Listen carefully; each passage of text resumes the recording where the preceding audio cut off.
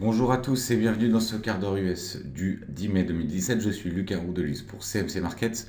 Nous allons faire un tour sur les marchés. Donc cet après-midi, un marché qui est extrêmement calme, donc peu de catalyseurs et un marché calme, c'est effectivement une séance un petit peu soporifique puisque il n'y a pratiquement rien à se mettre sous la dent pour l'instant étant donné le peu d'actualité et seulement les stocks de pétrole qui sortiront à 16h30 et le côté politique a été écarté pour l'instant, donc nous allons nous retourner vers les fondamentaux et la géopolitique.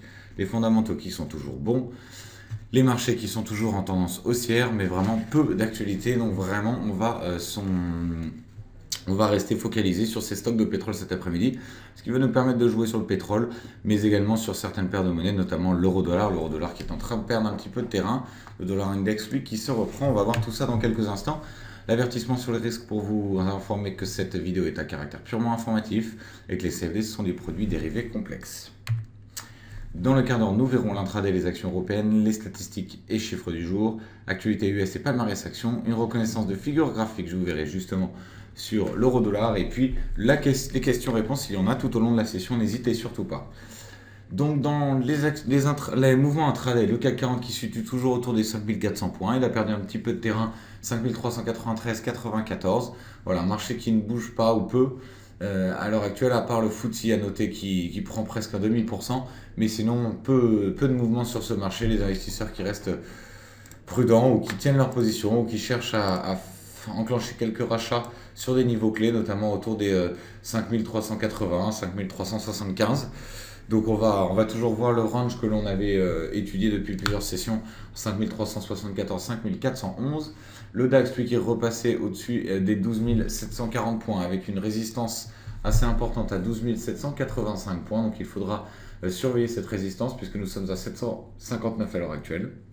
On avait commencé la journée en baisse, puis finalement on était passé au-dessus des 740 points importants tout à l'heure, donc à 7h50 du matin, on était revenu sur ces niveaux, retouché à 9h20, et puis finalement à 10h50, 11h, juste après la matinale justement, on était passé au-dessus des 740 pour finalement décoller un petit peu plus. Le Dow Jones, lui, qui ne parvient pas à passer les 20 920 points, enfin qui ne parvenait pas à les passer puisqu'il vient de les dépasser il y a quelques minutes.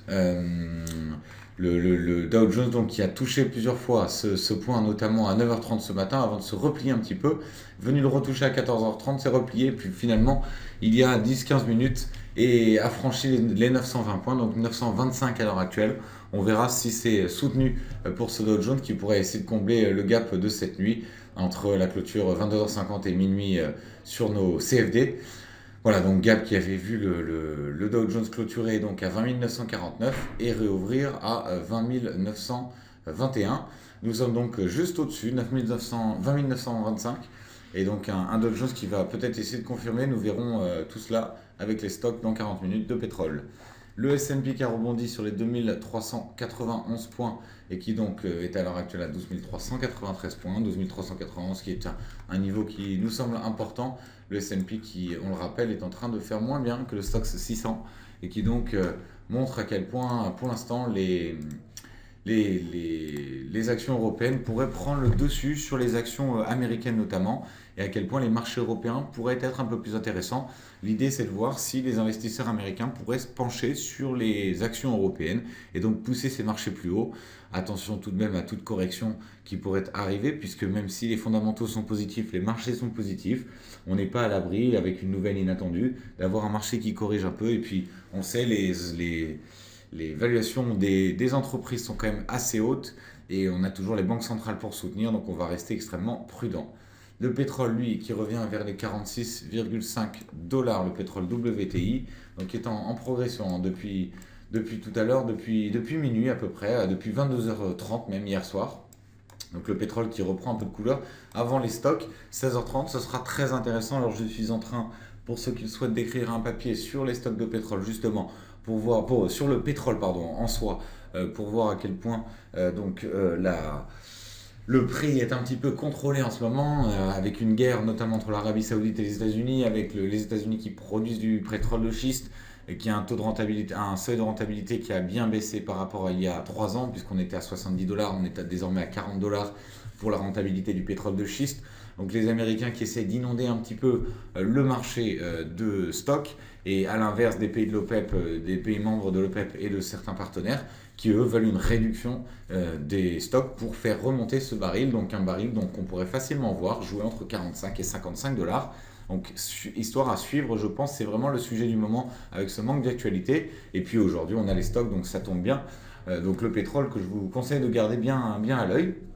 Le dollar index, lui, évolue toujours dans son range entre 99,21 et 99,65. Il est en train de reprendre un petit peu de couleur, 99,47. Voilà, il devra passer un de ces deux points pour vraiment nous donner une tendance.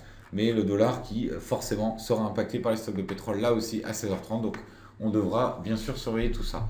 L'or, de son côté, donc, qui avait progressé ce matin, qui est dans une phase un petit peu d'attentisme pour l'instant à 1223 dollars l'once, qui est donc a testé sa résistance à 1226, juste en dessous des 1226 dollars avant de se replier. 1223, vous voyez, ça ne bouge pas depuis tout à l'heure, donc on va vraiment être en train de jouer entre les 1226 et 1221 dollars l'once, et puis pour une configuration un petit peu plus baissière, on va attendre vraiment toucher les 1218. On verra tout ça sur les graphiques dans quelques minutes.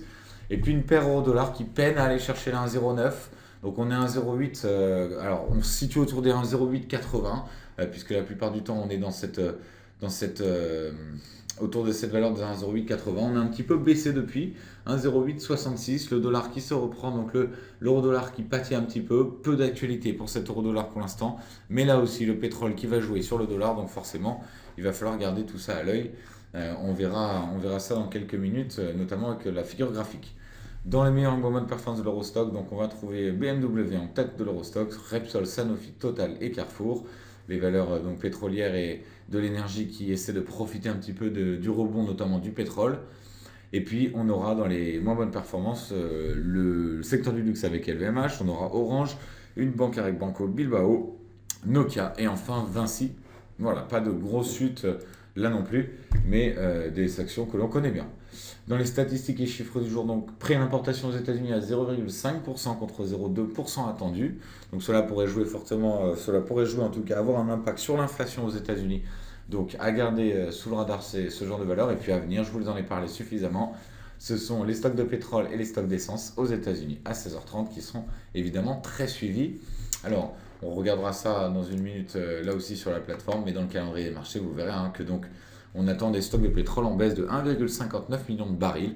À voir donc si on a une baisse plus prononcée qui pourrait faire tenter de remonter le prix du pétrole. À surveiller également donc les stocks. Les stocks d'essence comme d'habitude. Le chiffre du jour c'est 800. Apple qui vaut désormais plus de 800 milliards de dollars en bourse. Donc voilà, Apple qui continue de battre des records, il ne s'arrête plus. Donc à noter évidemment, c'est quand même en soi une information. Actualité US et palmarès action Electronic Arts qui a vu son bénéfice net chuter de 37%. Walt Disney qui a enregistré une croissance de 11%. News Corp qui a fortement réduit sa perte nette au troisième trimestre. 5 millions de dollars contre moins 149 millions un an plus tôt. Et puis Time qui a annoncé le départ de son président exécutif et l'administrateur Sir Howard Stringer. En contrepartie, John Fahey, actuellement administrateur indépendant du groupe, devient président non exécutif et Dan Rosenzweig entre au conseil. Dans les meilleures performances du S&P 500, on va retrouver Under Armour, American Airlines, United Continental et Marriott, enfin Hannes Brands. Et puis dans les moins bonnes, on va trouver Sealed Air, Tegna, International Flavors, Transdim et Dentsply Sirona. Vous voyez, à noter toujours ces variations très intéressantes sur les entreprises américaines pour ceux qui souhaitent trader des actions américaines. Reconnaissance de figure graphique, là aussi une reconnaissance très intéressante sur cet euro-dollar avec un biseau descendant à confirmer donc en sortie de biseau en dessous des 1,0857, on s'en approche, on est à 1,0867, seulement 0,010 en dessous, donc à suivre bien évidemment puisque l'euro-dollar sera fortement suivi dans les prochaines semaines, on aura les législatives en plus.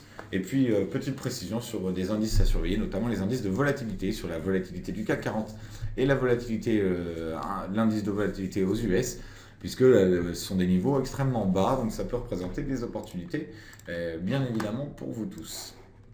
Dans la plateforme maintenant, tout de suite, donc l'euro-dollar, le biseau dont je vous parlais, Le voilà, donc on voit bien. Si on venait chercher les 1,0857, eh bien on pourrait partir plus bas avec un support qui avait été identifié à 1,0851. Le voilà en ligne verte, vous voyez, c'est 1,0851.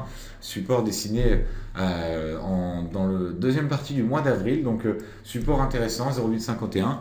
L'euro-dollar qui perd donc du terrain depuis le 7, donc depuis 3 jours, tout simplement depuis les élections françaises. On a vendu la news, comme on dit en anglais, on a vendu la nouvelle. Donc ce biseau à surveiller, 1,0857 pour ceux qui seraient intéressés par cette paire euro-dollar. On va faire un petit tour sur les indices. Alors le CAC qui est complètement à plat, donc pas de changement vraiment majeur, 5400 qui est juste en dessous des 5400, comme souvent depuis ce matin, on vient toucher ce niveau. Et puis hier, on l'avait vu dans la session d'hier aussi, également 5400 a été très très souvent tradé. Voilà, ça peut représenter des opportunités puisqu'on a un marché qui est tout de même positif. La volatilité qui est basse, on l'a dit. Mais vraiment, on va aller chercher ces 5411 pour aller plus haut et 5374 si le marché devait corriger un petit peu plus. Le DAX, lui, pour l'instant, est toujours en hausse, mais on cherche ces 12 785 comme point important. Les 12 300 qui pourraient donc être atteints à un moment donné, puisque ce serait vraiment encore là un niveau historique qu'il faudrait aller chercher, puisque vous le voyez sur cette bougie, le plus haut c'est 12 876, mais c'est tout à fait faisable pour le DAX qui connaît de très fortes variations lorsqu'il se met à bouger. Voilà, mais à plus court terme, en bougie 10 minutes, on le voit bien, dès qu'on vient taper les 785, on part en retrait.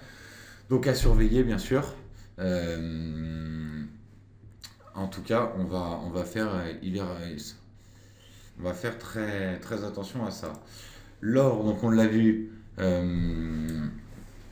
l'or qui est donc en légère progression sur la journée et qui donc, on le disait, devra aller chercher 1226 dollars l'once. On n'en est pas loin, 1223. Si les marchés corrigent un petit peu cette semaine, on pourrait voir l'or reprendre un petit peu de couleur, puisque nous sommes tout de même